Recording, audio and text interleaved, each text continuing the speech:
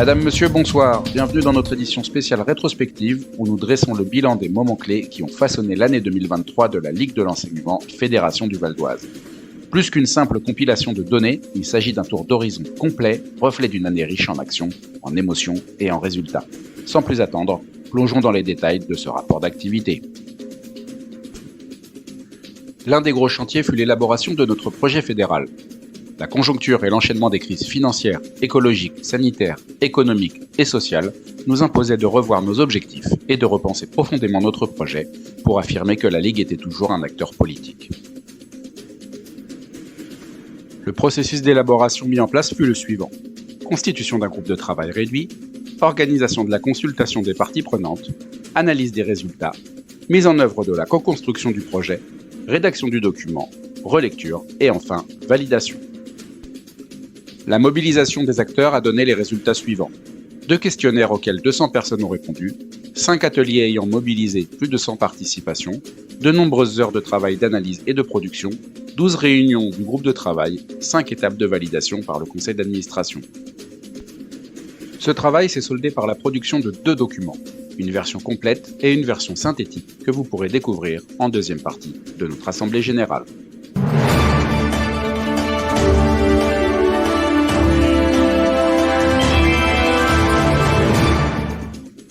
Mettons à présent en lumière les actions concrètes mises en place par notre service vie associative pour dynamiser et soutenir le tissu associatif de notre réseau. Depuis plusieurs années, nous observions une lente érosion du nombre d'adhérents. Or, durant cette année 2023, la tendance s'est inversée. 6 associations en plus et 300 adhésions supplémentaires. Pour guider les responsables associatifs dans leur démarche d'assurance, une interlocutrice titulaire de la carte professionnelle obligatoire dans le domaine des assurances se tient à leur disposition. L'attrait que constitue le dispositif service civique auprès de nos associations affiliées se confirme. Notre fédération organise également les formations des volontaires à travers les thématiques citoyenneté, laïcité et écologie, et celles des tuteurs pour les outiller dans l'accompagnement de leurs volontaires. Nous observons depuis plusieurs années une stagnation du nombre de juniors associations. Cependant, celles qui sont habilitées réalisent de belles initiatives de solidarité. Un accompagnement plus individuel a été instauré afin de redynamiser le dispositif. Le service vie associative, c'est aussi Save the City, un jeu de société coopérative dans le cadre de la lutte contre les discriminations. Jouons la carte de la fraternité, une action éducative et citoyenne qui propose d'envoyer des cartes postales à des anonymes tirés au hasard avec un message de fraternité. Les chantiers de l'éducation populaire, un dernier webinaire réalisé sur le sujet des vacances, sous les angles sociologiques, éducatifs et économiques.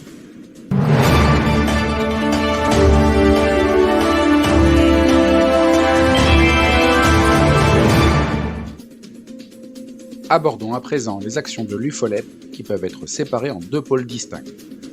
Tout d'abord, sport-éducation. Les commissions techniques départementales sont au nombre de 3.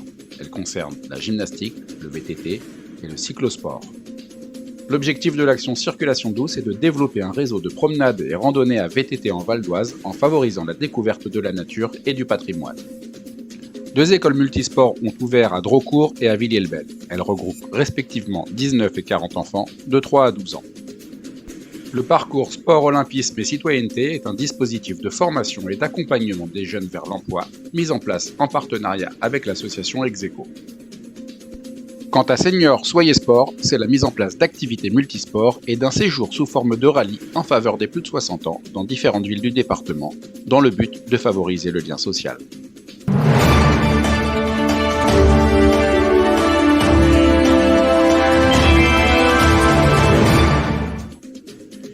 Passons désormais au comité UCEP Val d'Oise, 8e comité UCEPien de France en effectif licencié, avec 12 202 affiliés dans 67 associations. Son activité se lie à différentes échelles, en association ou en secteur. Suscitant un réel engouement, les journées athlétisme en salle au CDFAS d'Aubonne sont des rendez-vous majeurs et une occasion de pratiquer en période hivernale. Au programme, courses de vitesse, de haies et en relais, le saut en longueur et hauteur, le lancer de poids, de disques, vortex, mais aussi jeux et sports adaptés pour les maternelles. Ah, les Jeux Olympiques, vous en avez entendu parler, vous ? Nous, oui, et nous sommes acteurs de ce grand rassemblement populaire, notamment avec cette semaine olympique et paralympique axée sur l'inclusion et qui a regroupé 246 UCPiens et UCPiennes. N'en déplaise à ses détracteurs, le rugby n'est pas qu'un sport régional. La preuve, les rencontres de la balle ovale permettent la découverte d'un sport porteur de valeurs, dont celle du partage, essentielle dans notre mouvement d'éducation populaire. Mais ce n'est pas tout. L'UCEP, c'est aussi l'Action Petit Pousset, 5 jours d'activité de pleine nature sous forme de jeux d'orientation, Marche et Roule, une action pour éduquer à la mobilité douce à l'île de loisirs de Cergy, une journée orientation regroupant 75 participants, et 7 commissions, finance, cyclo, pleine nature, sport co et innovant, maternelle, stage et formation, et handicap.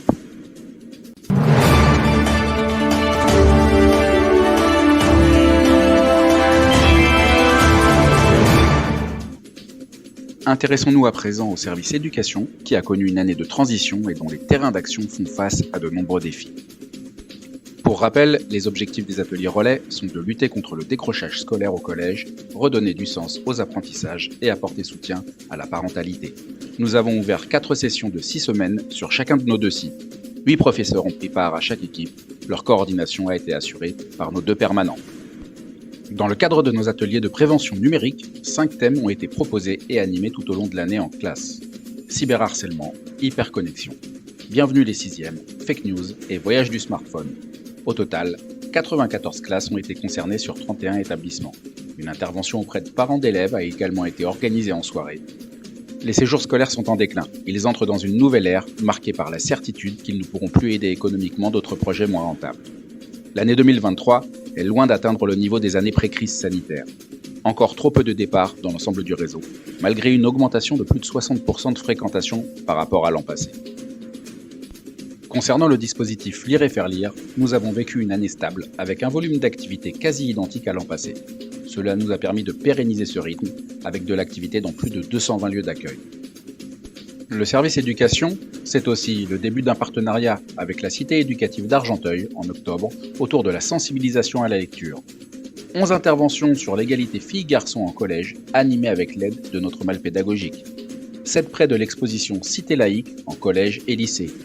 L'événement Partir en livre en juillet avec pour thème cette année la liberté.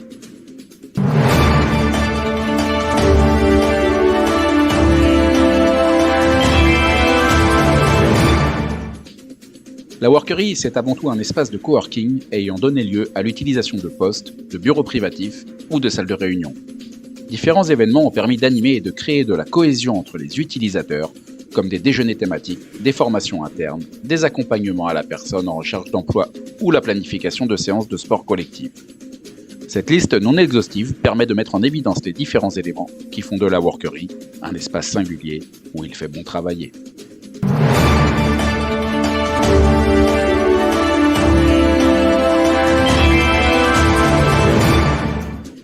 Notre service formation et numérique a poursuivi son engagement en faveur de la citoyenneté, l'engagement et la culture dans un secteur en tension et en s'adaptant aux enjeux posés par l'évolution numérique.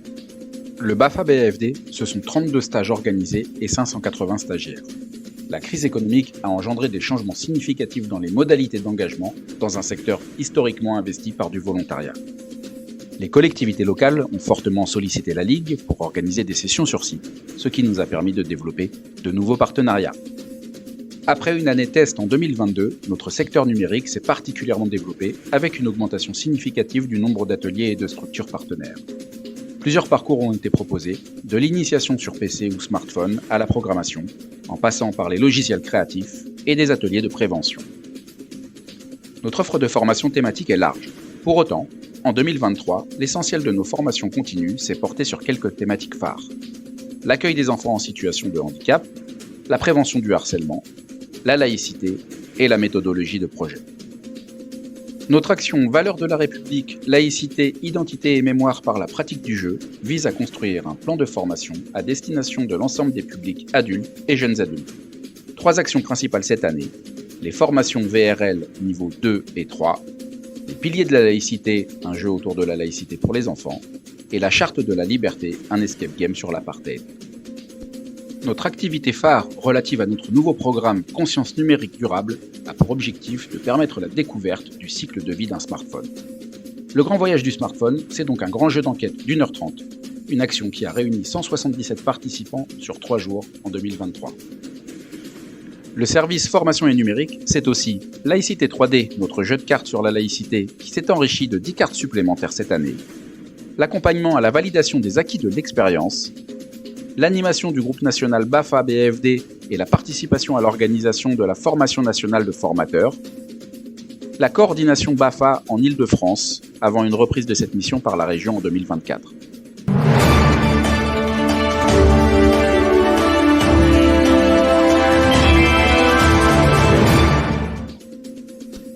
Un des objectifs majeurs de notre service vacances reste de favoriser le départ en vacances d'un public élargi, et en particulier des familles en difficulté économique, au sein de la Force Régionale Ligue. Nous constatons cette année une augmentation de près de 30% du nombre de départs de jeunes issus du territoire francilien. La fidélisation des partenariats est un enjeu majeur, qu'il s'agisse de structures de quartier ou de financeurs institutionnels. Le service vacances, c'est avant tout un travail en réseau avec de multiples interlocuteurs internes. Nous sommes pour cela représentés tout au long de l'année au sein des instances suivantes. Comité régional vacances Île-de-France, comité de consultation et d'orientation stratégique de la plateforme coopérative.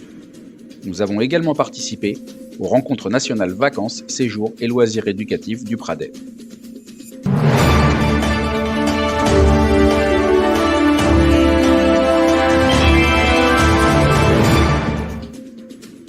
Pour Adapt 95, l'année 2023 a une nouvelle fois été douloureuse, riche et pleine de rebondissements. Le départ de 2 permanents vers d'autres projets nous a rappelé la difficulté à recruter des animateurs. La précarité de nos activités et la difficulté à trouver des financements n'ont pas aidé à pérenniser sereinement nos actions.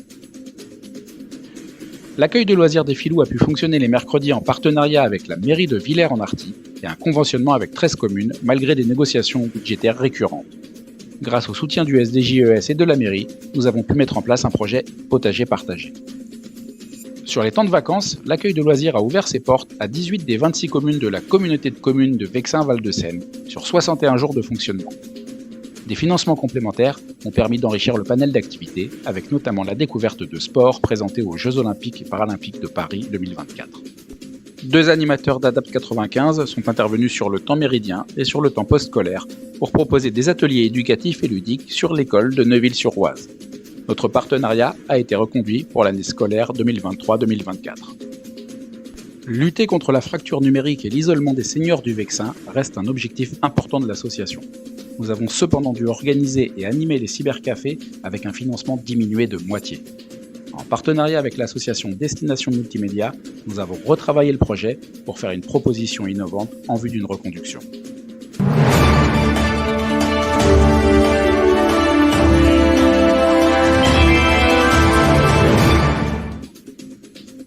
L'évolution des ressources humaines de la Ligue de l'enseignement au cours de cette année s'est traduite par les mouvements suivants. Nous avons recruté 52 formateurs et 12 animateurs occasionnels.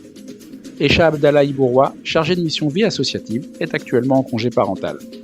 Le CDD de Warda Laklifi, chargé de mission et coordination atelier et qui avait rejoint l'équipe en novembre 2022, a pris fin en juin 2023. Aristote Dinabanza a pris le relais le 23 octobre 2023. L'année 2023 a également été marquée par un changement de gouvernance programmée. Guy Placet, président, et Éric Forti, secrétaire général, ont conjointement quitté leurs fonctions en octobre 2023. Le bureau a été renouvelé en y intégrant plus étroitement l'UCEP et l'UFOLEP. Dans ce contexte général, et à la suite de plusieurs exercices comptables déficitaires, il a été commandé en juin 2023 à un groupe de travail l'établissement d'un plan d'action 2024. Ce plan d'action a été conçu avec une dimension d'urgence et un objectif clair: maintenir les actions prioritaires de la fédération tout en limitant les charges de la technostructure et en investissant de manière raisonnée dans des innovations ou des nouveaux chantiers, tout en stabilisant et en redéfinissant l'organisation des ressources humaines. Cette rétrospective de nos actions témoigne d'un engagement tangible au service du projet de la fédération. Cependant, ces efforts ne doivent pas dissimuler la fragilité de la situation et les défis à venir. Les prochains mois s'annoncent cruciaux, avec des alertes et des points de vigilance à ne pas négliger, en particulier dans l'élaboration des plans d'action à venir. Nous clôturons ainsi ce rapport d'activité dans les délais impartis et passons le relais pour la présentation du rapport financier.